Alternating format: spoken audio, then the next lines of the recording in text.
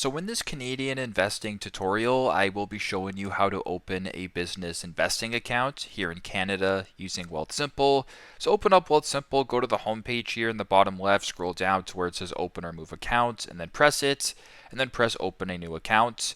For simplicity's sake, under popular accounts, we'll just go to where it says view all accounts right here and then select that. Then just scroll down a tad to where it says business investing, a managed or self-directed investment account for business owners, especially those with cash reserves. We'll then select that.